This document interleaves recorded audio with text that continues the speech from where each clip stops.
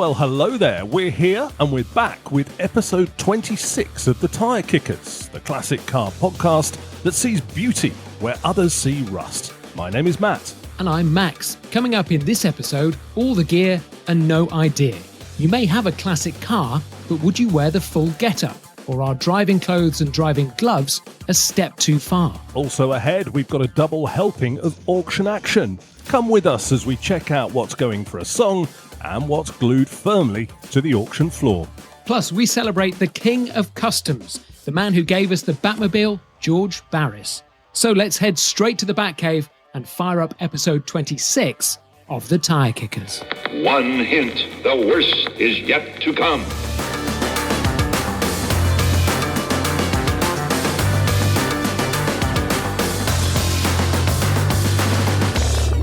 Hot news, it's not raining, and I've also not seen any gritters out today. So is it finally time to get our cars out of storage? It is true. The concrete clouds have finally split open after months, and the bright orange thing in the sky has made a reappearance briefly after what seems like ages, doesn't it? Spring officially is finally here, and I've thought about driving my car for the first time since I stored it up, Max, but then I remembered the heater doesn't work, and I stopped thinking about it. I also saw a gritter out the other night, so I've just sort of, I just hold off a little bit longer. It's still really cold first thing though, isn't it? Yeah, it is cold, but I do quite like it. I mean, my heater is nuclear, so it is very, very good heater. It keeps my feet warm, not my hands warm so much. So I have been out twice with the top down, and I'm really pleased, to be honest, because it's great. It's been great weather the last few days. Nice to get out in the sunshine, nice to see some countryside, and we're going to talk about this later, but apart from cold hands, yeah, it's gone really well. It's nice to see that you've finally taken that obscenely clean SL out. Where have you been? Have you been to some beautiful back roads around the Wales, or have you been to some beautiful locations, nice country pub? Where exactly have you parked your car up recently? Waitrose. I went to Waitrose. Is that good enough? That's what I was getting at. But I have been in the countryside. It's done some good country runs, but every so often you see a bit of mud, you see a puddle, you see a bit of grit, you think, do I really want to do it? And then you see cars coming the other way. And also, I don't think that classic cars should have to get on the verge. I think it's the responsibility of people in massive 4x4s to get on the verge and leave classic cars to pass. But nobody else seems to believe that. Yeah, I'm holding off a little bit before I get my obscenely clean car back out again, because there's still a lot of water about, there's still a lot of puddles about, there's still a lot of mud about, and I don't really want to be driving my car, and salt as well still on the road, so I don't really want to be driving my car in that. I did go to Brown's Classics near Newbury for a Saturday morning meet-up in my daily car. That was nice. It was on a farm. It was really good turnout because it was a sort of the good weather had kicked in. Some nice stuff, and I've got to take my hat off to people who do run their cars around in this weather, because it just made for a nice thing. It felt like the year was starting. Oh yes, and thanks to all of you who've got involved in our stuff on socials or sent up photographs of cars you've seen or places you've been. It's great to see what you're up to.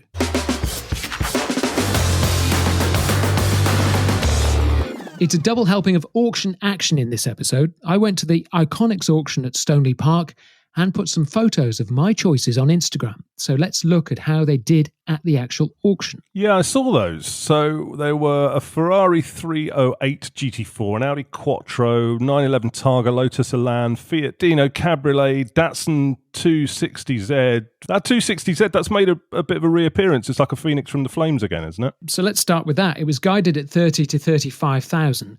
It reached 42,750, so well above the estimate. 2.6 litre 5-speed, rare colour, 29,000 miles.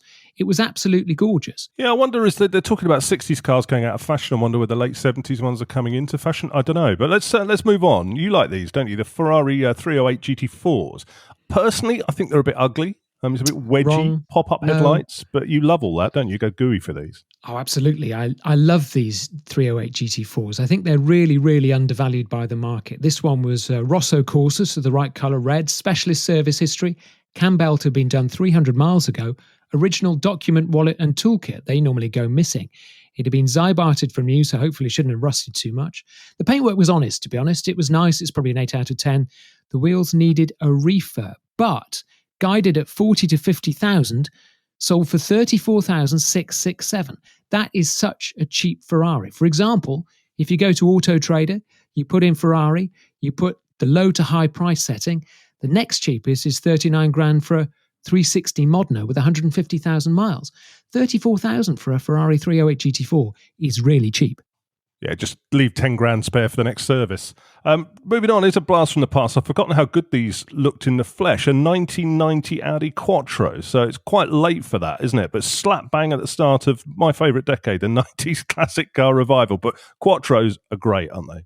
Yeah, fantastic Quattros. It's the 20-valve Quattro RR, so a very late model. The last development of the Quattro had a full 4-year restoration, which is going to cost a lot of money. Body shell cost $18,000 alone, engine stripped and rebored, new diffs and drive shafts. I mean, these Quattros are great-looking cars, guided at 65 to 75,000, sold for 77,000. So that really did make above its guide. Yeah, they're one of the few classic cars on the way up by the looks of it.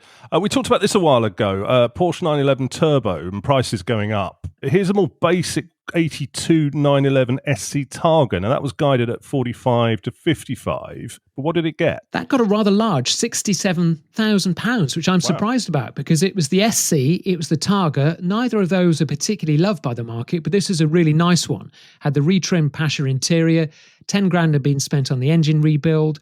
They'd done the sills where they rust, the kidney bowls, the front wings. They'd uprated the suspension. And in the last 6 years, they've spent 20,000 on servicing. So again, even though you spent 67,000 on it, you do get a lot of money that the previous owner had spent. Yeah, sure. Here's something that's guided quite cheaply. It seemed to go even cheaper as well. 1967 Lotus Elan S3 with a good specialist history, new chassis, respray. What did that end up doing? So guided 25 to 35, that sold for 21,000, which for 1967 Elan S3, that's really cheap. You know, they've got that great light fiberglass body, disc brakes all round. It's a very modern sports car for the 60s. I think those Elans are really good value. I'm surprised that didn't pick up more money because they're quite popular in the kind of classic racing community. There's a few cars that you and I can agree on, and a Fiat Dino Spider is one of them. What's that? Well, yeah, well, Fiat Dino Spider is one of them. Not very many. This one was late 60s, 1967. This was unsold, though. Why was that? I mean, it's got to be one of the prettiest Pininfarina cars there are of the 60s. You know, what was the story? Yes, it was really pretty. They're great, these Dino Spiders, but when you get close up to it, it was a bit rough. It needed restoration. Okay. And the problem with these is, you know, you spend between 65 and 75,000 on it to buy it, and then the restoration costs are going to be massive. You know, the panel fit was a bit iffy. It was really tired. It was described as starts and runs. So it's going to need engine, drivetrain, the bodywork doing. That's all going to be expensive. So in the end, you're going to spend probably 2 or 3 times what it's worth. And it's just, you know, nobody's out there to do that at the moment. And cast your mind back to the last episode. Do you remember the thing that we didn't agree on? Just for a change. What was that? Actually, let me narrow it down. That Mini, the Cafe Racer. Great, yeah. 1965 Mini Cooper. You got the one you went on about. It had a nice interior with the aluminium and stuff. You put that on Insta. It was a bit like catnip. People loved it. But what's the story with that? You're going to go on about the specs, but did it get any good money? It didn't. And you know why? Because they spent a fortune on upgrading it. So it was original Mini Cooper. It had the 1275 Aselli upgraded engine, Quaife diff, Weber carbs, custom exhaust, and that great machine-turned aluminium dashboard. Now, it was guided at 18 to 24,000. It sold for 18,562. An absolute bargain for the person who bought it. But for the person who sold it, you probably lost a fortune on that because it would have cost so much money to upgrade it to that level. But the market just didn't really appreciate it. Interesting. So actually, the stuff that got you excited about it was the stuff that actually kind of didn't really add any value. So what's the moral of the story there? Is to kind of leave original. I think there's quite an interesting story emerging from the auctions now, which is Manmaths is actually quite good value, buying cars for less than it cost the previous owner to buy and restore them. Because restoration costs are so expensive now, you've really got to let somebody else pay for the restoration. Like, for example, that Dino Spider. That project just isn't economical. The kind of bargains at the moment are the fully restored cars. Somebody else spends the money, you reap the benefits. If you've seen anything good at the auctions, do let us know. We're always interested to see what's out there and always monitoring stuff. If you've spotted any good cars going for a song or you've spotted anything that isn't selling, drop us a line on our Instagram or Facebook. Instagram's at the Tyre Kickers UK. Facebook is the Tyre Kickers, 3 separate words.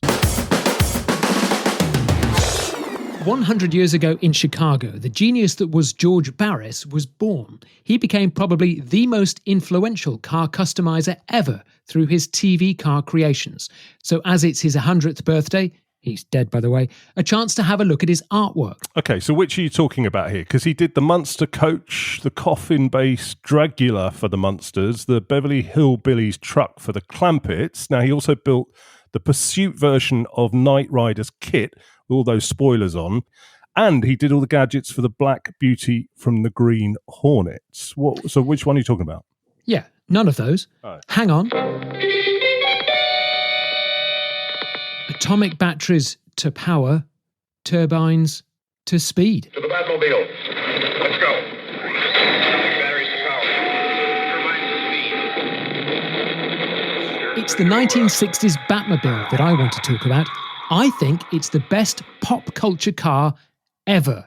It's a Roy Lichtenstein pop art picture on wheels. Full stop, case closed, no argument from you. It's definitely iconic, and it's definitely a memorable car. I think we'll get into why it's not the best car. It's a bit of a sheep in wolf's clothing, isn't it, when it gets down to it? But as a classic TV car, it's hard to think of a better one. Yeah, for me, Batman, repeated all the way through our 1970s childhood, was a car show at its heart. It's a festival of 1960s classic cars with the Batmobile front and centre.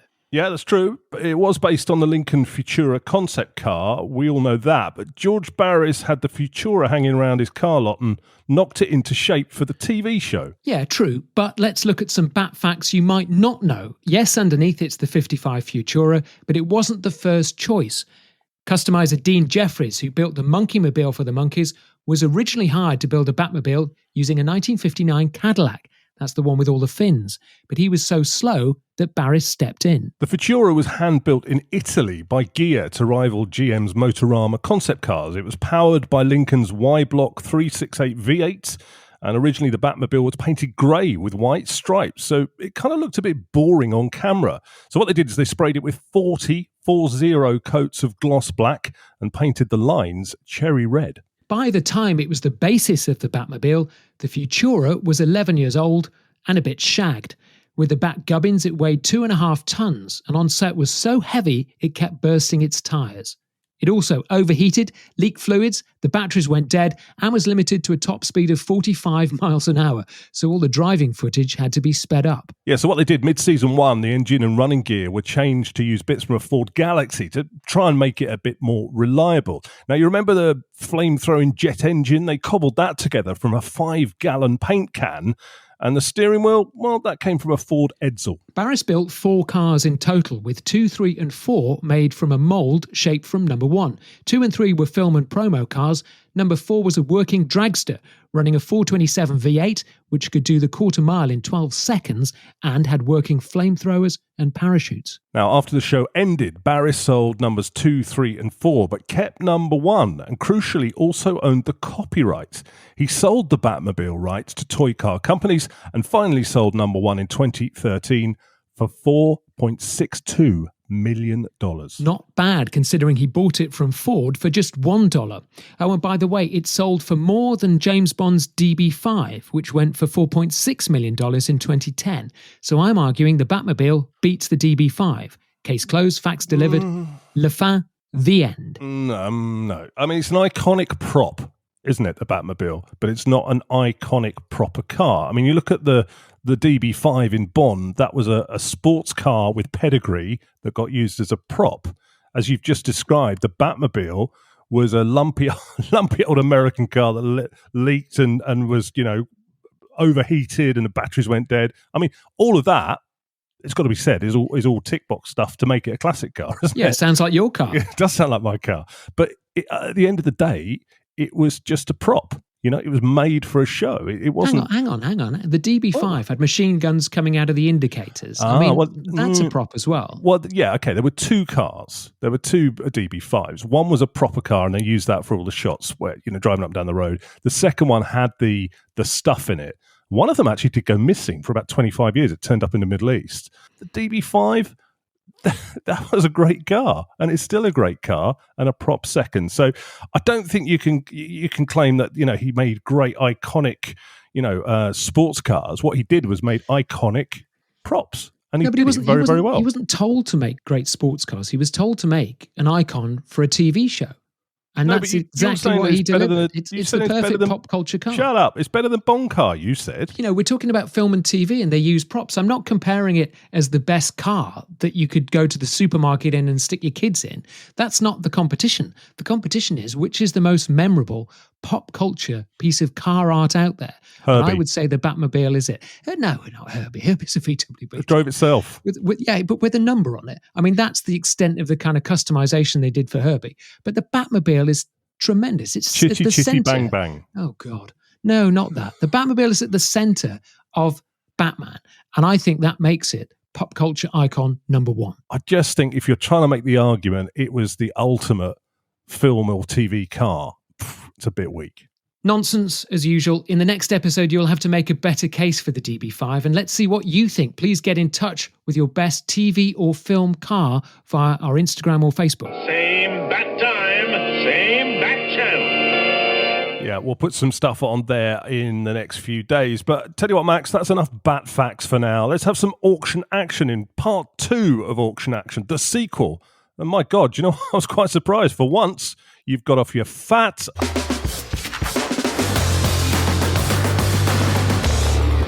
You're listening to the Tyre Kickers. Now, you may have noticed from the road noise that I am outside. I've come on an old-fashioned outside broadcast to Historic's classic car auction in Ascot. You might also notice from the deafening silence from the other side of the mic that Matt is not here. His day release application was refused. So I'm flying solo here, so what I think I'll do is go inside, have a wander round, talk about some of the lots, take plenty of photographs, and then I'll put them on Instagram so you can see what I'm looking at. Then when we get back to Tyre Kickers World Headquarters, we can look at the results and see what they achieved. How does that sound? So, it's just started to rain, I'll start inside and I can see something red and 1980s. That's the solid thud of a door from a 1984 Volkswagen Golf GTI Mark 1. Now this is in red with the lovely red cloth interior. These GTIs, they do take their mileage really well because this has done 164,000 miles. Somebody spent £30,000 restoring this car. It does look really good. The paintwork outside is spot on. The wheels, they've got the Pirelli wheels, which is the right wheels, slightly marked but nothing too bad. Interior, they always wear really, really well. This is a nice example, 5-speed. It's got the factory sunroof, which is quite rare, and this is guided £14,000 to £18,000. Now without Matt here, I can indulge in my 1980s fantasies. 1989 BMW 320i convertible. So this is the E30 3 Series. Now I've loved these for ages. People always go for the 325i's. But, you know, the 320i, it's still a 6-cylinder, it's still a relatively quick car, handles really nice, sounds really nice, and this one is an absolute corker. It's got 57,000 miles on the clock, 5-speed, 4 electric windows. It's got the original Blaupunkt stereo. This is a Cambridge with a cassette slot, so that's really, really rare.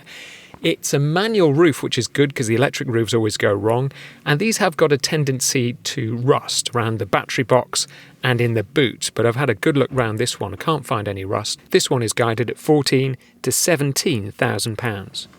Clang, another Volkswagen, but this is right back to the 1950s. This is a 1954 Volkswagen Beetle oval window, right-hand drive. Beautiful, beautiful restored car. Lovely cream exterior with a brown interior. Got all the kind of Beetle bits.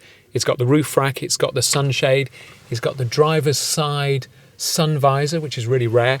Listen to this gear change. If you've ever had an early Beetle, you'll recognise that sound, and such a lovely notchy gear change as well. Beautifully restored, £14,000 to £19,000. For a piece of 1950s German engineering, this is a beaut. Now, as well as the clunk of the door, I wish I could bring the smell of this car. It's the smell of old money. This is a 1964 Rolls-Royce Silver Cloud 3 by Mulliner Park Ward. So it's the 2-door body, and what a really imposing car. I'm going to be really interested to see how this does, because it's a rare car. I think there's only, 47 right-hand drives of these ever made. It was in the same family for 40-odd years. This is an absolutely cracking car. A few years ago, these were always 6 figures, 100,000, 120,000 plus, because they're so rare. But now this one is guided at 58 to £70,000. Quite a wide guide price, because I'm not sure they know actually what this is going to go for, because it's so rare. But what an amazing, imposing car. Please look at the Instagram photographs of this to get a sense of just how good this is. Bodywork's okay. There's a few cracks around the tops of the door, which suggests the paintwork is aging a bit. I think this will be a really interesting watch to see the state of this kind of rare Rolls-Royce market. The rain has finally stopped, so I've come to have a look at some of the lots parked outside, and what's caught my eye in bright red is this 1983 Land Rover Series 3 88-inch. Unusually, the doors close really well, and they fit, which is almost unheard of. Doesn't seem to be any bulkhead rust, chassis is really nice, and it's guided for 16 to 20,000, so all the work has been done. It's a great looking Series Land Rover, and you can take your mates to the pub. Now this has caught my eye, a racing green 1968 Jaguar 420. So this is kind of the car that followed the Jaguar Mark II, but had the bigger 4.2 inline six from the E-Type. So this car produced about 245 brake horsepower in 1968. This one's got the right green exterior with a tan interior. It's not perfect, the gear gaiter is a bit worn and some of the roof lining is coming off. It feels very 60s gangster. It's got that kind of sinister cool. You feel like you could be racing away from a bank job in this. No reserve, which is interesting for these because you can't quite price them. They're not as pretty as a Mark II. They're not as well known as a Mark II, but they're a better driving car. It's guided at 5,000 to 9,000. It's not perfect. It's a bit tired in the interior. Could do with a good polish, bit of headlining. But what a great period feel this car has got. So those are my 6 favourite lots. It'll be interesting to see how they did. So let's go back to the studio and find out. Thank you, Max, with our outside broadcast there. Let's have a look at the scores on the doors, though. Let's have a look at the hammer prices that these sold for. Just the hammer prices only, to keep it simple. Right, first up, Golf GTI. Oh, only sold for 9,000. What was going on there, Max? Oh, cheap. I mean, it was very high mileage and the door fit was a bit off, but still Golf GTIs usually make more than that. I'm guessing just the mileage put people off, but factory sunroof, Golf GTI, I would have expected it to get more than that. Well, one car that did get more than that was a BMW 320i convertible. We've seen the prices and the values of these rising, but that went for 14,000. Oh. That's good. Why so much? That is a good price. I mean, it was a really quality, low mileage, beautiful 320i convertible. Normally the market likes the 325i, but the 320 is still a 6-cylinder. I think the market's saying those are pretty good. They're cheaper than the 325i. 14,000 is good money for that, actually, but it was absolutely gorgeous. Very loud car coming into earshot here. Oh, it's a VW Beetle. What did that sell for? 15,000? My God, that's a lot for a Beetle. Yeah, but it's rare right-hand drive oval window Beetle, and it was a very, very high quality car. There's not many oval windows which are made right-hand drive. It's been around the world, restored really well, and also had all the Beetle bits on it, like the roof rack and the sunshade. And it just looked really original. I mean, I thought that was lovely. 15,000 is good money for that. Okay, a bit more money. It's 1964 Rolls-Royce Silver Cloud 3 Mulliner Park Ward. Oh, this is like a phone number. 55,000. Was it a good car? Must have been. Yeah, it was a really good car. Really rare. I mean, genuinely a really rare car. They only made 40 odd of them, and they were Peter Sellers' favourite car in the 60s. He used to tool around Soho in it. In the past, they used to sell for like in the hundreds and 200,000s. I mean, they're really, really expensive, these, in the old days. But again, generational demographic change has caught up. My favourite car, to be honest, it was huge. I loved it. And for 55,000, I think that's a pretty good deal. Talking of your favourite cars, Land Rover Series 3, some of your favourites as well. This particular one got 9,000. That was the highest bid, but it didn't sell. Why not? I think, it was red. And I think purely if that had been in that kind of Land Rover green or Land Rover blue, it would have sold because it was great equipment on it, great factory equipment. Series 3 was with a safari roof, quite a rare car.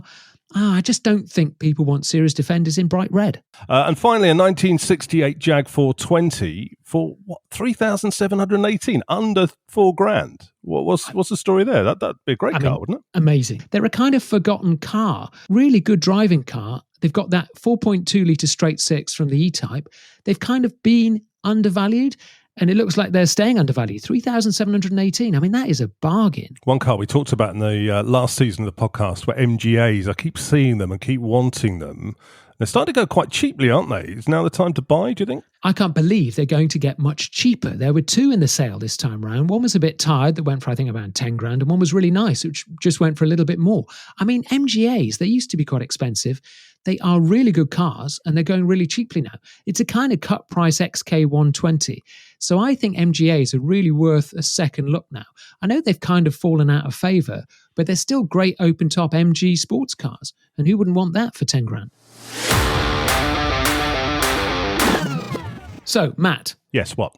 My teacher used to wear driving gloves to pilot his Astra SRI into the school car park and then strap on those same string-back gloves when he drove the school Ford Transit minibus on trips.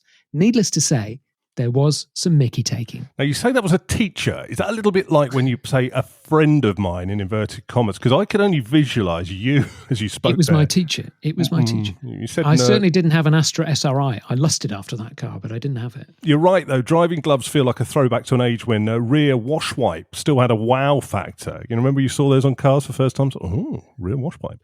So let's go through. We were talking about this, weren't we? Let's go through these sort of driving clothes. Would you wear one? I think this sprung from the fact that you'd seen somebody wearing a sheepskin jacket driving a classic car, and you kind of went, "Is that a bit over the top?"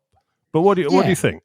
But maybe I might be wrong, because then I took my car out this weekend and it was cold. It was 3 or 4 degrees, and then after about half an hour, I got cold hands. And then I went to a cafe and saw some driving gloves on sale. And for the first time ever, because I always thought that was the people who I can't say that. I always thought they were a bit ridiculous, to be honest. But I started to think, looks quite nice and warm. It's a worry that you're getting cold hands. You know, kids used to be up chimneys and stuff, but, you know, I don't want your hands getting cold. You have to remember, though, Max, I mean, cast your mind back to the 70s and 80s. Cars were generally still quite rubbish, weren't they? The classic car, especially in the winter, was hard work. The heater didn't work very well, and you didn't have all the modern trappings of stuff that we get used to. I mean, I get into my daily car now at this time of year, even, you know, in the morning, and it's on with the heated seats, it's on with the heated steering wheel, it's the heater up to 25. You know that's going to get warm. In fact, it gets toasty really quickly. But back in the old days, cars didn't get toasty. You were still probably trying to defrost the windscreen for about 10 miles, weren't you? So you had to wear jackets and stuff. I mean, another point about a daily car is that, you know, we get into our daily cars, I generally take a jacket off, don't we, or coat off and chuck it in the back and brave that first kind of couple of minutes of being cold. But you know the car's going to get warm. But some of this stuff was sort of essential, wasn't it? Yeah, and I think, is it essential now? Because we're still driving these cars and the weather's still cold. So would you, for example, if you look at your screen now, wear these cognac real leather crochet winter warmer driving gloves? Would you strap those on? Well, I think they're quite classy. I mean, I think this is going to fall. We've got a few things to talk about. Some are going to fall into, oh my God, I wouldn't be seen dead in that. And some are going to be actually, well, there was a reason for that. And gloves are one of the reasons. One, these are quite stylish. They're 18 quid, these. They're real leather. Define stylish. Well, stylish is, you know. These aren't. Well, who are you to say? But if you talk about being useful, look, think about. I mean, I'm thinking about my classic car. It's got a hard wooden steering wheel, which is fine if you're going in a straight line and a little bit left and right down a country road. If you're going to drive that car in anger, or maybe use it on a track or something, I would argue you're going to need something on your hands, because it's going to be quite hard work. You need something with a bit of grip, and you need something to sort of help the fact that the steering wheel is not really forgiving. So I would say driving gloves go in the, if you're going to drive it, you know, with a bit of anger, then a bit of driving gloves do need it. And I think it's probably a classy thing. If you see a picture of an expensive classic car, it often has a pair of driving gloves just sort of left mise en scène. Oh, Spanish. I think that I would probably now just about consider wearing them, but I think I'd take them off well before I arrived anywhere. I'd wear them during the journey, but I wouldn't let anybody see me putting them on or taking them off, and I'd hide them underneath the seat. I don't think anybody's that interested in your apparel, to be honest, but you can't really see those. I mean, I sort of think I can see where you're coming from. And if you saw somebody driving along with driving gloves on, but I think if you're driving along in a nice classic car with driving gloves on, it kind of looks like it's a point to it. But I think if you're wearing them to drive your Vauxhall Astra around, you're a bit of a blonker, aren't you? I would say so. This goes under the useful category. The next one is quite an expensive one. This is 430 quid. It's a sheepskin jacket, as we've discussed. Now, if you're driving a convertible, classic car like mine with no heater, you're going to need a thick coat on it. And is it more stylish to wear this than just my daily coat? Might be. I would like you to turn up in this just so I could take the mick out of you, because you were basically thinking you were flying a tiger moth to this kind of car meet. It's a World War I flying jacket. I mean, it even says it's an aviator sheepskin pilot jacket. Aviator and pilot are the clues. It's not for a bloke in the 1960s Alpine. Well, yeah, okay. I mean, I'm sort of on the fence with this, to be honest. It's got to suit the car. I think it would look better in a Land Rover, for example, because, if you couldn't wear one in a Land Rover. You would absolutely rip you apart. Well, if you saw somebody in a old series Land Rover, you would be sympathetic, wouldn't you? Because you think probably it is bloody cold in there. So I can see why you've kind of put a great big flying jacket on. The one thing that I think is probably a no-no unless you're in a pre-war car is a flying hat and the goggles. Now, you kind of had the goggles when you didn't have windscreens, but I think they look all right in pre-war cars or like London to Brighton cars. But I think if you're driving your Triumph Stag with a flying hat on, we've got one here which is a quality item from China. That's £7.25. Well, is that going to be real plastic? But it will be vegan leather. I think you'll find it's called now. No, so I would say like flying hat, maybe not so much. No, however, absolutely not. Not maybe not. Absolutely not. If you turned up in anything after 1950, you're going to be laughed out of the place. You don't need to be wearing a flying hat with goggles. This one, though, unless of course, you haven't got a windscreen. What? Well, this is true, but this one you can pull down the front of it so you can't see your face. So I thought that'd be an improvement for you. You couldn't see the reaction of people laughing at you as you pulled up in it. I think you worry too much about what people think. That's because I have to hang around with you, and I know what people think about you, and it's not good. Look, I'm trying to educate you about style and fashion. It's not my fault. It's not my fault if you're not paying any attention, or you're a bit dim. Things you say? No, maybe not. Watch and learn. We're talking all of these so far have been about piloting your car, but your classic car, what does it do a lot? Break down. So you need some overalls, and I think you could probably drive your car with your overalls on. These are cool Castrol Classic ones, so they're retro style mechanics overalls. The only thing with this one, and I don't know if they've got any more options, but they're in white, and I think in my car they're not going to stay white very long. Well, the thing is, they would do, because the only thing you've ever done in your car is wiring a speaker. So if you're going to wear overalls for that, you just look ridiculous. If you're going to strip the block, for example, if you're going to winch the engine out of the car, strip it. Exactly. I just do electrics. Why would you bother with white mechanics overalls, apart from just looking a complete idiot? Because you look cool. Again, you don't look cool in these. Honestly, it's like people who wear flying suits, isn't it? And just to go down the supermarket, you just look like an idiot. I don't think lots of these clothes. The problem with lots of these clothes is that there's pretty good modern alternatives: gloves, coats, hats, which do the job without trying to say to people, or without trying to pretend to people, that you fly a tiger moth. You have classic cars for a bit of style. Why not have a nice pair of driving shoes? None of these are stylish, are they? Well, They're all awful. Gloves are stylish. It's one of those accessories that you're just desperate to tell people about your classic car. And normally, I know this for a fact, people aren't interested. There is an argument for some of this stuff, I think, from a practical point of view and a style point of view. Please turn up in that flying hat next time I see you.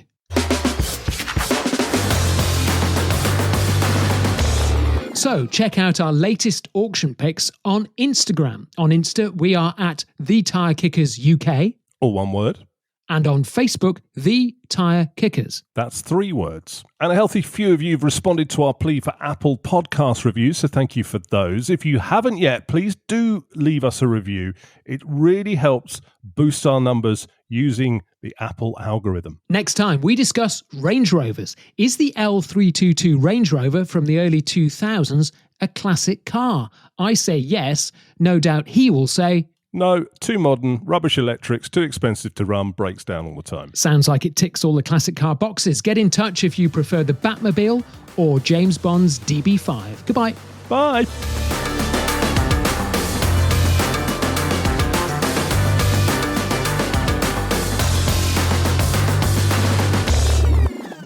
Are you happy with saying? No. Well, I haven't read it yet. Great preparation. 55 Futura. Oh, no, you're doing that. The clue is my name next to the Oh, lid. is it? Yeah. Yeah. I've not got you in massive. I can't get the print big enough at the moment. You've not got your bins on? Well, it's sort of like in the wrong place, but it's going to be a big bloody read. Turn to Radio 4.